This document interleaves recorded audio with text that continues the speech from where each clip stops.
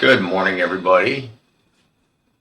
First, I want to apologize for yesterday. By the way, today is Thursday, February 19th. I want to apologize yesterday for audio difficulties, technical difficulties there. Didn't realize that my OBS system had the volume on mute for some reason. But anyways, hopefully that's cleared up today, so we can get into it today. However, I still had the transcript up there, so if you were following my levels, you got some use out of it yesterday because the levels were pretty good as usual. Don't mean to pat myself on the back, but if you follow my levels, by the way, my pre-market analysis is not a long-term analysis. It's for day trading, for pretty much anywhere from like a 3 to 4 hour type analysis of broader markets and Tesla, so you can utilize that during the day when you're making your trades.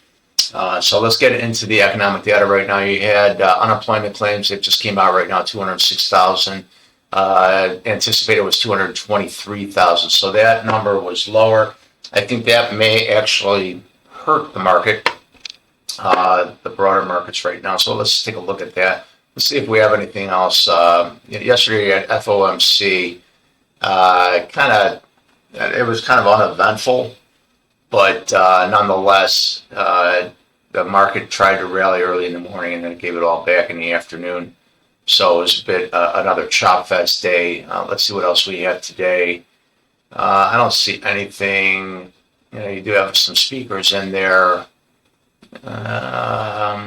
You have pending home sales at 9 o'clock. I don't see anything else that could impact me. Well, yeah, President Trump speaking at 3 o'clock, so that's going to be after the market. So who knows what will happen there if he speaks. That's something to keep in mind there. He likes to try to keep that market, pushing up. So, that's something to keep in mind. If you do get a downside at the end of the day there, may make you think twice there. But anyways, right now the markets seem to be selling off a little bit in pre-market. So let's take a look at the broader markets. If you're new to the channel, subscribe to the channel. Hit that bell over there so you can get future notifications on other videos that I make. Hit that thumbs up button, like this video. Also, if you go down in the description area, hit that more button. You can see it'll open up description.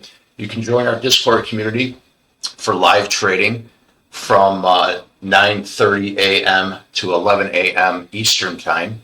I am now saying Eastern time. Somebody told me that Central time, the European market doesn't really recognize Central time. Everybody recognize universally. They recognize Eastern time. So I'm starting to say Eastern time. I have to get used to that. Anyways, let's get into the ES right now. As I said earlier, we tried to rally yesterday, and then it all got taken away. So pretty much whatever we started yesterday with, that's where we ended, and we're kind of chopping around there right now. I would say, we're still below this regressional trend line here that I have since June of 2025, sitting at 68.80. I think in order for us to push higher, you're going to have to get above that level. We are below the 100-day SMA, sitting at 68.84.48. So in order for us to push higher, you're going to have to regain that level and, of course, get above yesterday's close at 68.91.75. And then the high from Friday at 68.97.75. You can see we rejected all of that. So, but if you do get that, then I think maybe you can push back into yesterday's highs at 69, call it 69.26 even. And then you're going to, like I said yesterday in the pre-market, you're probably going to get some headwinds up here at the 20 and the 50-day SMA sitting at 69.34.15. On the downside, you want to try to hold this low from the February, from yesterday, as a matter of fact. It's trying to hold it right now in pre-market, which is 68.61.50. You can see what's happening there. So, but if you do lose that level, I think you're going to come down here and you're going to test this low. I would say this February 1st low is 68.41. And then if you lose that, I think you're going to come down and test this January low down at 68.14.5. Which coincides with Friday's low at 68.08.75. If you lose that, I think you're going to come down rapidly down to 67.71.5 level. So that's pretty much it for the ES. Let's take a look at the SPY now. I started adding some different markets here. The SPY, very similar to the ES. This is for, if you want to trade the SPY options or SPY futures. You can have the same thing on the, if you want to get higher, if you want to anticipate any longs, you want to regain this Friday high at 686.37 in order to push back into this 20-day SMA. You do have the 50-day SMA sitting at 687.41. That's going to give you some resistance up there on the high side. And then on the low side here, you have 682.81 here, just kind of giving your support. So we are sitting in this like consolidation range right now. It's a good chance that you may chop around today as well. So, but if you do lose that 682.81, I think you come down here to this low, 680.37 to 679.71. The 679.71 is the 100-day SMA. It also is just above this regressional trend line that I have here from June of 2025, sitting at 678.65. If you lose that level, I think you come back down here and test Friday's low at 677.52, and then below that is 675.79. February's monthly low, and if you lose that level, I think then you're going to come down and try to test December's monthly low at 671.20. That's pretty much it for the SPY. Again, if you're new to the channel, subscribe to the channel, hit that thumbs up button, like this video, and then go down to the more area, hit the more area to open up the description. Join the Discord community for live trading from 9:30 a.m. Eastern Time to 11 a.m. Eastern Time. NASDAQ is just choppy, if not worse. Although it's take a look here, the NASDAQ seems to be trying to hold itself a little bit, but we're very far away from these moving averages here. The 20-day SMA is sitting way up there at 650 at 25,359.65. And then the 100-day is sitting at 25,023.37, right, and that's pretty much right where the 50-day moving average is, sitting at 25,540.51. If you want to try to see if you want to get some more upside, you're going to have to try to regain Friday's high, 24,995.50. That's kind of a psychological number, call it 25,000 even. That always gives you some resistance. So if you do regain these levels, I think you could get a nice little push here. So if you do regain yesterday's highs, if you did get some kind of crazy push here, 25,130.03, I think you could rapidly push into this, at least this lower end of regressional trend line at 25,242.44. And that's again, that regressional trend line sitting there since June of 2025 as well. On the downside, if you lose yesterday's low at 24,752, I think you're going to come down to this 24,670.75, which is February. I think it was Wednesday's low of last week, and then below that, you have Friday's low at 24,581.31. And then below that, I think you can come down and test this 24,495 level, which is August monthly high. I think that's a level that may give you another support. It came down here on the 17th. It came down here on, when did that come down here? Oh, it came down here on the 17th and gave you some decent support down there too. So you may come down here and try to test those levels again. If you did lose that level, though, I think you'd come down here rapidly to this 24,239.75, which is February of a year ago's low. So hopefully we don't get that kind of downside here. But, if you look holistically, if you look out here, it does seem to be trying to push its way higher, but it is just a very choppy market these days. So, if you are scalping, you want to get in and out of your trades quickly these days. So let's take a look at the Qs. Again, if you're new to the channel, subscribe to the channel, hit that thumbs up button, like this video. The Qs yesterday, you can see, came up here to this lower end regressional trend line again that I have here since June of 2025. It came up here, rejected it like a champ. And the same thing on the Qs today, just like all the rest of the broader markets, starting to get some weakness here. So today, bias pretty much today is any kind of pops you get, you may want to think about fading the market here. However, it is choppy, so the follow-through has not been great either way on the market yesterday, as we'll go over. But right now, you can see you want to get over this 603.95, which is February 17th's high. If you can get above that, hold there. I think then you're going to push into yesterday's close you're going to want to get above that. But I think in order to make me want to go long on the Qs today, I'd want to get over this January monthly low of 607.05 to push higher into yesterday's highs. And then, of course, if you can get above and hold above yesterday's highs at 609.77, you can start making your way back into the 100-day SMA at 614.15 and the 20-day SMA at 615.23. And above that, you have the 50-day SMA at 617.75. And then what do we got here? This level here. And then that 617.52 level, that's actually the 50-day SMA, what we have up there as well. So that's pretty much it for the broader markets and the futures. So again, if you're new to the channel, subscribe to the channel, hit that thumbs up button, like this video. Let's get into Tesla now.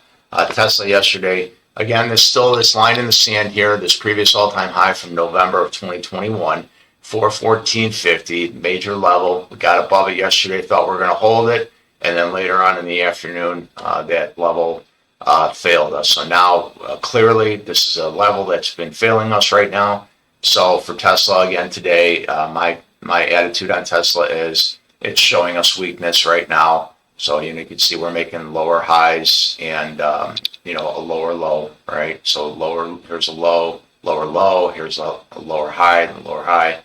So my attitude on Tesla today is any kind of pops we have, I'm looking for levels to take a short on Tesla for today.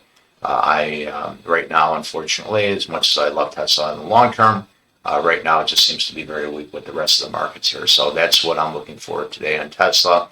I think on the downside here on Tesla, if we lose, let me see what we have here. I would say if you lose this 405 level today, 405.17 level, you're going to quickly, I think you could quickly come down here to this 399.18 level, which was February 4th low. And then below that, if you lose that, I think you fill this, and I say fill this, I think you come down to this 394.75 level. And this is a midline regressional trend line that I have here from January 5th of 2023. So this is going to be a pretty decent line. And this also coincides with a monthly high from February of 2025 at 394. So this, I would imagine, I would anticipate if we did pull back to this level, you get a little, support down here. So that could be that could be a good target too. So if you do start losing some of these levels and you're short, you could say to yourself, okay, well, this is where I'm going to take my profit, right? Now, also to keep in mind, we do have, for those of you that have been on here for a while, talking about the point of controls, right? So we have point of control levels. These yellow lines are point of controls, and the market is like a magnet to these levels. And once the market closes, this yellow line becomes a level, and it usually comes back and hits that level. And if it doesn't, I'll leave that level open until it gets hit. So now that being said, we do have down here, we have the 200-day SMA sitting down here at 386.46. So that could be another target level also.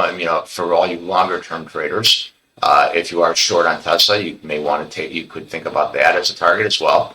However, there is an open point of control level sitting at 365.90 from September 11th of last year. And then one last open point of control that I have is open from September 4th at 333.78. So these are levels that are still open on the downside. Now, to be more optimistic, we do have some levels that are open on the upside. So we have a point of control level that's open. Let's see, was that open there? 211, 424.93 is open. Let me just see if that one closed or not. I think I may have closed that one off. So on the upside here, let's see if that one is open or not.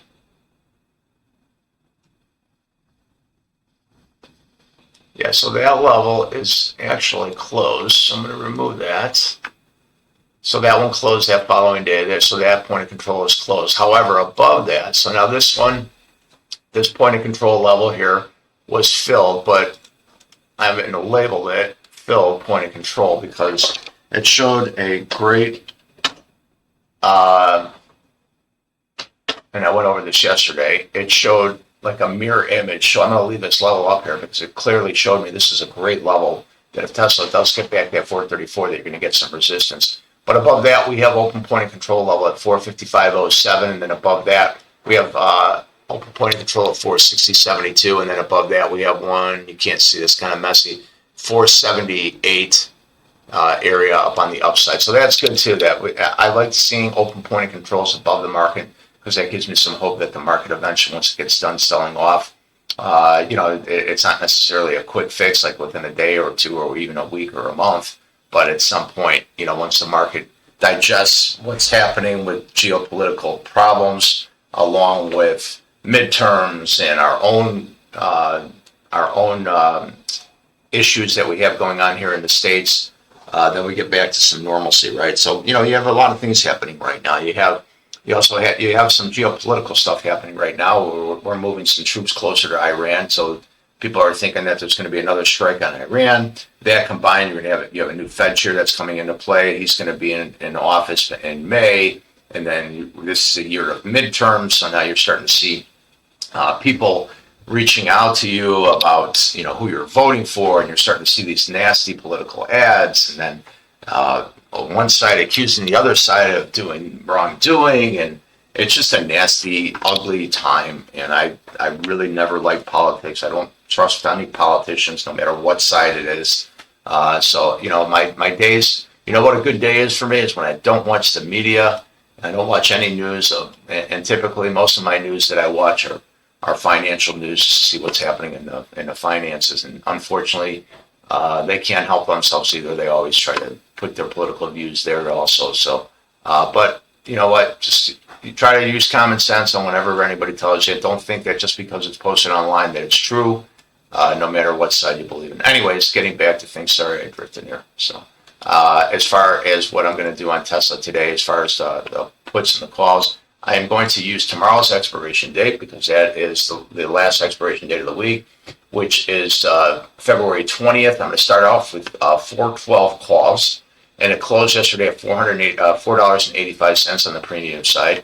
And I'm going to use 400 puts, which is expiring tomorrow. That actually closed at $1.91. Now, I've got a downside bias this morning right now. So normally, those of you that are on the channel a lot with me, you know that I always use a premium that's at least a $3 premium, because it gives me at least 5 cents movements and increments, right? Because if it's below $3, it moves in 1 pennies, right? So you can see down here at closing at $1.91, $1.92, $1.93, $1.94, right?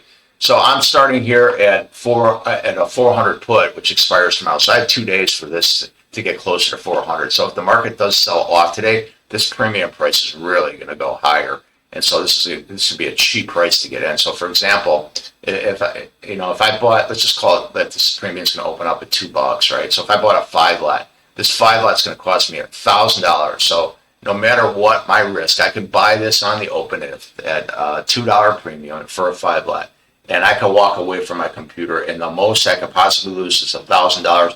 And I could come back to my computer tomorrow, and I could see where this market is. And if this gets closer, if this gets closer and closer to $4, this $1,000 will probably be worth, the premium will probably be up $2 or $3, right? So now to break it down, less than that, let's say I bought it, it paid $1. The most I could lose is $200, right? And so, but that's not my strategy. My strategy, I'm usually in and out of my trades within a minute. Right, a minute, maybe 5 minutes, maybe 10 minutes. It depends. When I do a report on my trades, when I'm in trades long, it's a losing trade, and so I've started to recognize my own type of trading. That if I'm in a trade for too long, I'm starting to get good with just getting out of the trade when it's a losing trade, knowing that I turn those type of trades that could have been a very small loss into disasters. Or I've literally taken a trade that could have been a $100 loss and turned it into a $7,000 to $10,000 loss. I can't even tell you how many times I've done something like that. So very important to walk away and understand that, okay, well, maybe today's just not a good trading day, and come back to trade another day tomorrow. So that's what I'm going to do for today. For tomorrow, actually, let's just go over this 5-minute opening range trade before I leave. So let's go here. So this 5-minute opening range trade yesterday, it wasn't bad. The 5-minute opening range trade, you had a nice break here. It was a very wicky morning here. So you had 409.73 on the 409.73 on the low, 414 on the high. You finally the five. This is the first 5 minutes. Look at those wicks up and down. Couldn't get a decision. More wicks, more wicks, more wicks. Then you can start to get some solid movement here. Now these are the candles you want. These are great candles for trading options, right? You get some solid movement, boom, boom, boom, and then you got a break here. So you broke your 414, and then on the initial move you got $1, maybe $2 out of it, and then eventually I think what was the high yesterday, 416. It wasn't a fantastic move, but nonetheless you still got your move, you got your break, you got your action there, right? And these are the type of candles that you're looking for. This first part, this stuff is nonsense. And when you can start recognizing that, just be patient, because 9 days out of 10, you're going to get these solid movements, these solid candles you could trade on it. But this kind of stuff right here, literally in the first 15 minutes of the day, if you're trading in this stuff, it can destroy your entire day. So sometimes it's just best to just be hands off your mouse and just wait till the market gives you direction. And it'll give you direction. Not always. There's a lot of times that it'll trade within this range, and just recognize that and just say, okay, today's just not a trading day. That's all. So just preserve your capital. And anyways, come into the Discord room for live trading from 9:30 a.m. to 11 a.m. Eastern time, and I'll see you in there. And if not, I'll see you over tomorrow. Have a great trading day. Talk to you soon. Bye.